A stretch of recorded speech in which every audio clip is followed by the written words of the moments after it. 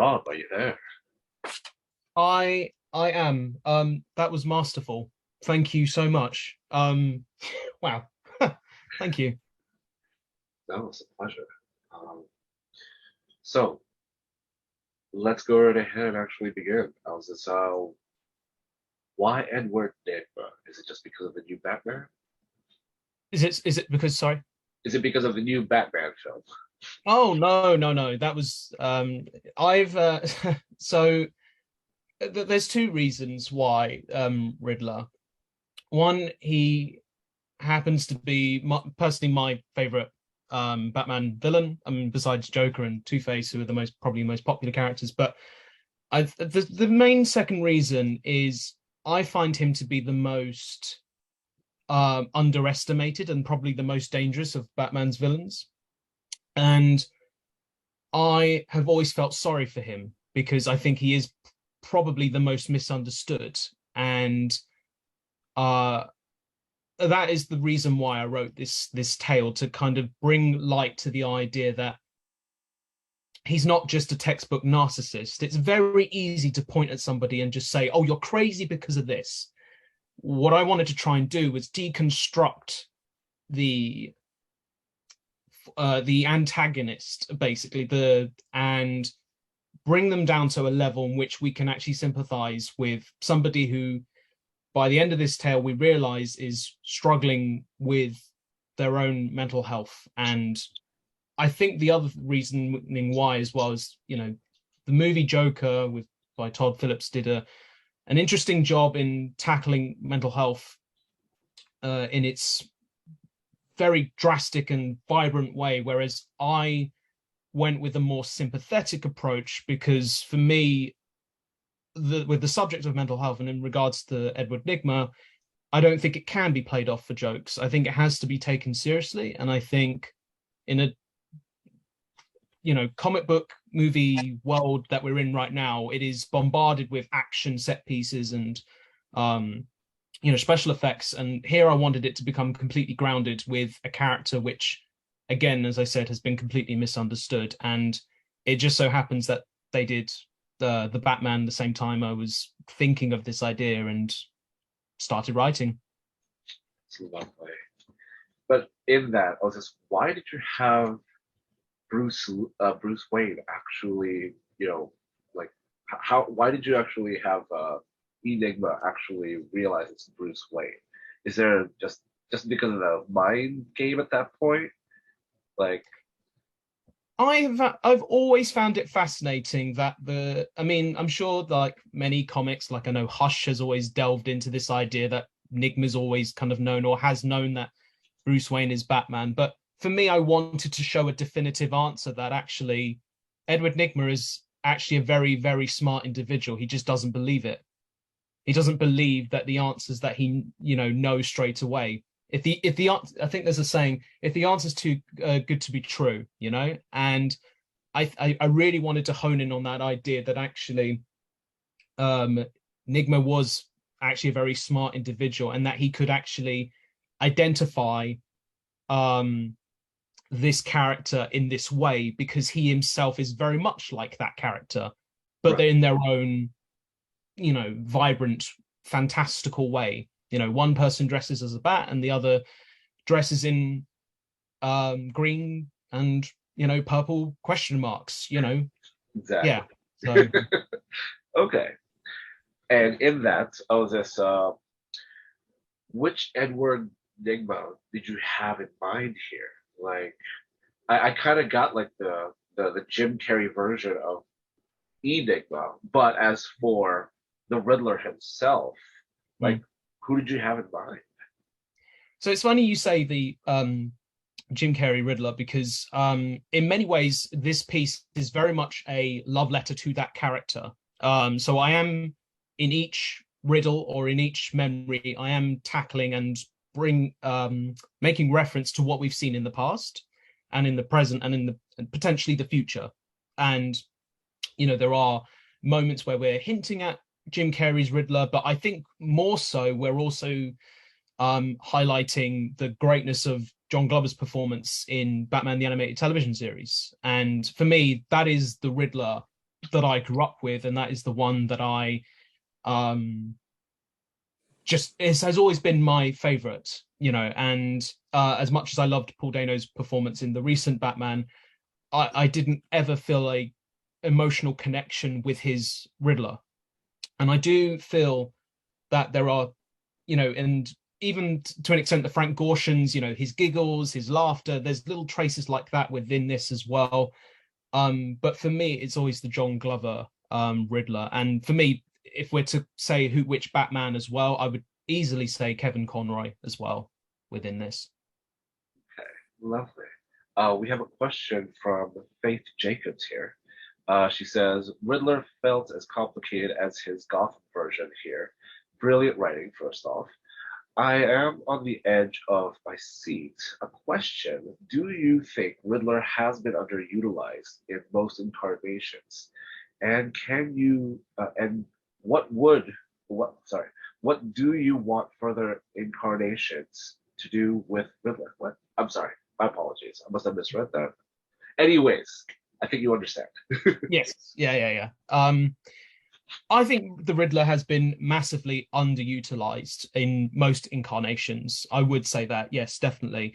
I think the main reason as to why that is, and I learned that the hard way myself as well, it is absolutely difficult to write for this character, in the sense that you've got to think of puzzles, you've got to think of conundrums, you've got to basically create a maze in which the audience have to be able to follow and understand and also be a little lost along the way. So there's so much to that to bring into the structure of this, and with Edward Nygma Riddler. And I think in the comics, it's you have further time to explore that. In animated television series, cartoons, whatever, you've only got a short amount of time with your audience, and you don't want to make them feel stupid, but you also don't want to insult their intelligence, and you want to be able to find a balance between those two things. And ultimately, this piece is, as I said, just a big puzzle where it's through visual storytelling and literally spelling it out to you through that visual storytelling. So like things like the ruler, the hangman, there are in total, I think 12 riddles, two of which are, references to the TV series and the animated television series. And then in answer to the next question of what do further incarnations need to do, it's like any other character that you tend to write for anyways. You discover what truth is behind that character. You write the truth of the reality in which you want to play in. And so I think with both Riddler and Batman, there has to be an essence of truth that yourself as a writer have to bring into the world in which you want to explore. Like for me, which is never hinted at whatsoever, I don't think, but this is ultimately a piece dedicated to my grandfather, who is no longer with us, but before he as he was dying, he was slowly being diagnosed with Alzheimer's. And seeing that as a kid, and watching the animated TV series with him, and seeing those core correlations thing, this is ultimately me writing about a piece about a young boy witnessing their grandfather going through a horrible, horrible time in the short space of their life. And what I'm ultimately doing, and which we always do as creatives, is we mask it. We mask it, in this case, through fantasy, and we mask it through storytelling. And so that's what we're ultimately trying to do here. And I think with further incarnations, it's understanding the audience's taste buds and realizing that they're smarter than they actually are, which I think a lot of films are forgetting about, especially since we're moving towards the streaming side of things now. And ultimately discovering the truth that you want to play with, or at least bring to life and blend in within another genre entirely. It's fantastic. I mean, my condolence, but it's all right. It's okay. No, it's all good. Like I said, he died many years ago, but he's still a strong presence for me. and it's almost like there's a line in the script about it being like therapy. That's what writing and being a creative ultimately is. It's a form of, dare I say it, freedom therapy. Yeah. It's a strange way of putting it, but that's how I like to see it anyway. Okay. Wonderful. Wonderful. I'd like to open the was this you know I'd like to open this to the audience if they have any questions.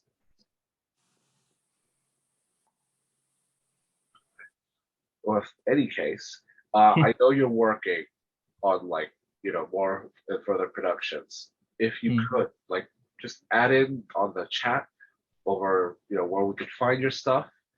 You are always amazing to actually have the FanFilm Awards.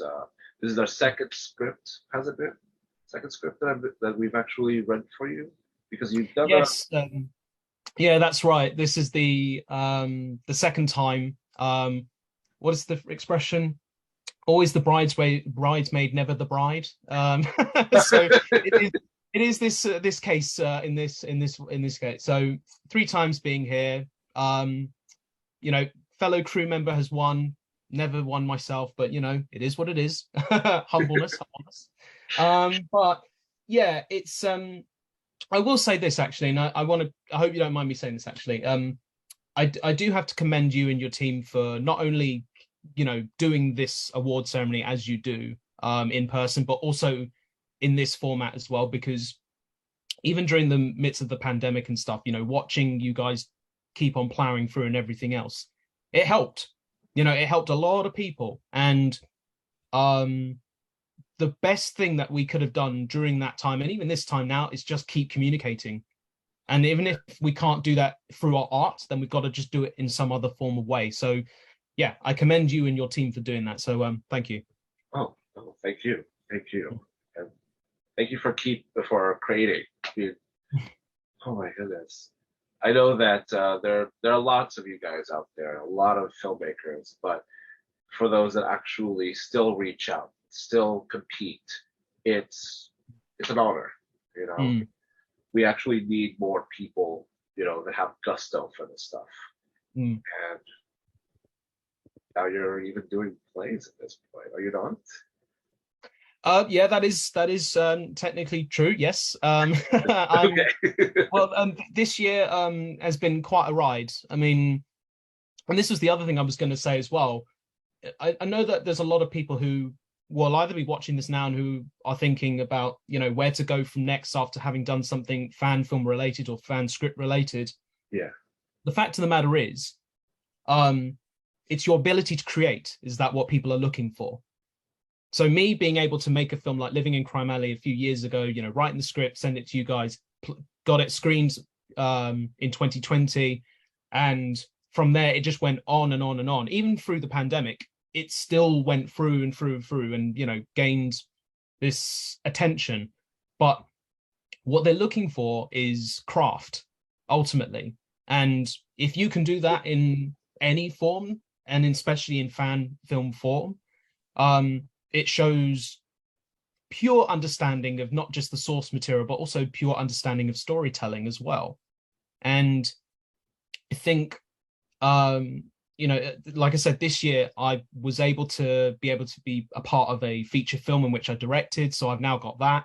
And in October, I will be directing my first play, which will be Patrick Hamilton's Rope, which was infamously brought to the silver screen by the late great Alfred Hitchcock. So I have some big shoes to fill. But Break a leg. Break a leg. yeah, I love the challenge. I love what I do, and I love being able to create. So I look forward to bringing that challenge head on. Beautiful. Beautiful. Thank you so much. No, thank you. All right. So we are carrying forward to the award ceremony. Ladies and gentlemen, are you all here? I hope so. I don't think I can actually, call out to the ones that haven't looked in. But we will begin with the respective best script. So, quick drum roll for everybody that actually made it. Um, for the nominees as finalists in Best Script, we have Jurassic Legacy, The Green Flames of Isla Nublar, The Butcher and the Crusader, E.Nygma, and Enigma, sorry, Enigma, A Batman Story.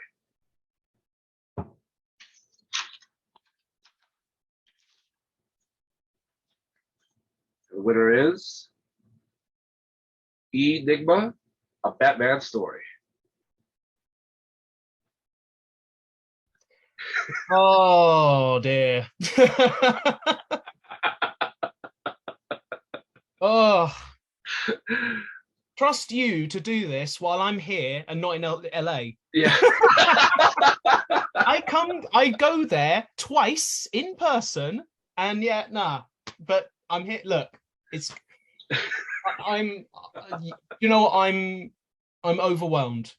I'm really overwhelmed. Thank you so much. And I was just about to write in the chat, um, like masterfully done to the actors reading the script, because that for me was enough, to be honest with you. It's a huge recognition to receive this award, and ultimately I want to thank a few individuals, two of which I never got to know, but they are the creators of Batman and the Riddler and Gotham and the world that we love. So Bob Kane and importantly Bill Finger. And then I also want to thank as well. As you know, I'm a product of a single parent upbringing, so my mum is definitely on the list, and plus she is contractually obliged to be thanked every single time this happens. So yeah, yeah, we've done that part now. And then two other individuals. I mentioned earlier my grandfather, who was a key influence to the writing of this script, but also as I mentioned, I'm a product of a single parent upbringing, so um I've never celebrated Father's Day. So that is another key reasoning as to why I wrote this piece as well. So I want to thank Ron Ailing, who I didn't get to meet or know properly, but I'm sure he's up there now looking down and thinking, you did good. You did good. And thank you once again to the FanFilm Awards. This is a real honor. Thank you. Of course, of course. You humble us. Thank you. Thank you for returning and now be our champion.